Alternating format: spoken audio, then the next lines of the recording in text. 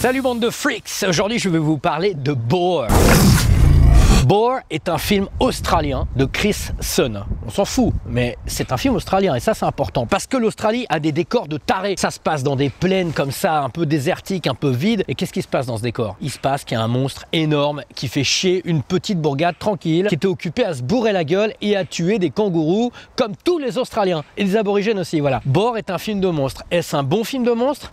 Ça c'est une autre question.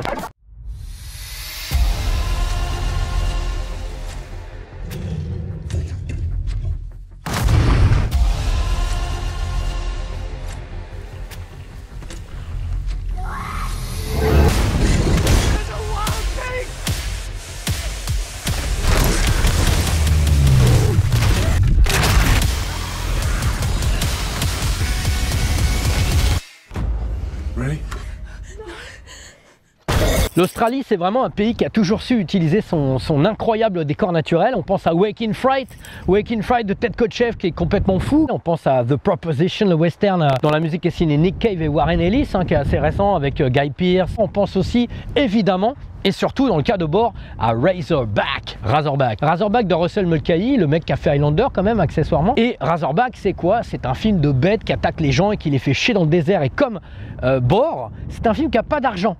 Donc c'est un film qui, comme Les Dents de la Mer de Spielberg, fait en sorte d'utiliser le monstre sans vraiment le montrer.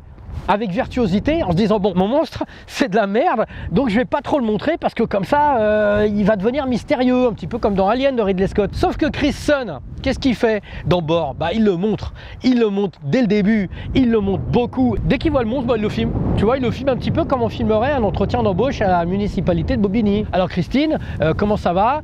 Pourquoi tu veux être secrétaire? Quel est ton rêve dans la vie? Donc c'est de faire des nouilles, raconte-nous tout ça. Voilà, c'est un petit peu pareil, sauf que lui il filme un monstre.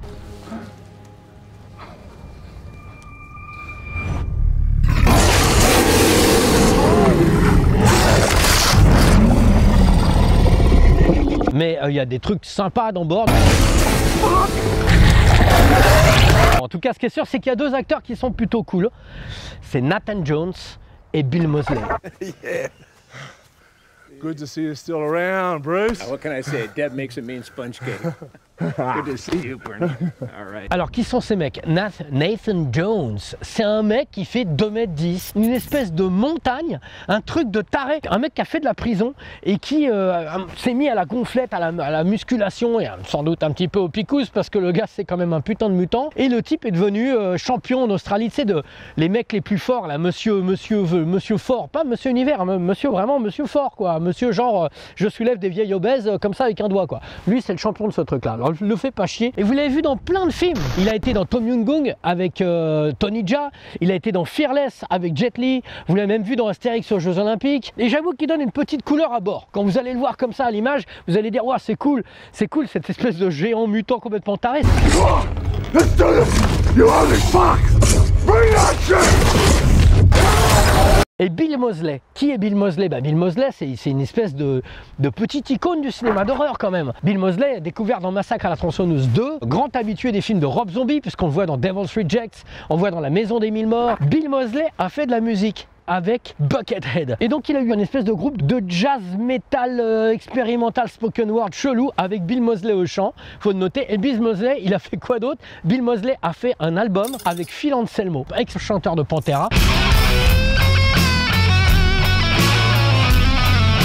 Bill Moseley, Phil Anselmo, ça s'invente pas. Ils ont fait un disque ensemble. Donc rien que pour ça, c'est marrant. Voilà les deux points forts du film. C'est ces deux bonhommes. C'est cool de les voir. C'est cool de les voir. C'est cool.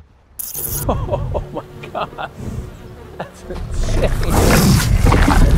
Bon, vous l'aurez compris, Boar, c'est pas le film de l'année, c'est pas le film du mois, c'est pas le film de la semaine, c'est pas le film de la seconde non plus. Mais il y a quand même des trucs cool, notamment la première chose bien, c'est que ça n'est pas un film de Bernard-Henri Lévy, c'est toujours une qualité. Deuxièmement, c'est un film, comme je vous l'ai dit un peu plus tôt, qui exploite aussi le décor et une espèce de côté un peu mythologique de l'Australie. Ces espèces de grosses bêtes, ces gros sangliers qui attaquent, etc. C'est un truc très australien. En France, on ne sait pas très bien faire ça. On ne sait pas se saisir de sa propre mythologie. Le film le fait, maladroitement, mais il le fait. C'est un film de monstre. Si vous le matez entre potes, vous allez vous marrer. Et puis, il y a cette touffe de poils. Faut quand même pas oublier, c'est quand même un film sur une putain de grosse touffe de poils, quoi. Et qui n'a pas envie de pouvoir malaxer, tripoter une grosse touffe de poils, là, hein? Ça sera l'occasion de le faire pendant 1h30. Si vous avez aimé le film, si vous n'avez pas aimé le film, n'hésitez pas à en parler sur les réseaux, nous dire ce que vous en pensez, parce qu'on est toujours curieux, hein? On a envie d'échanger avec vous. Les fluides, les pensées, un petit peu tout. Voilà. À bientôt.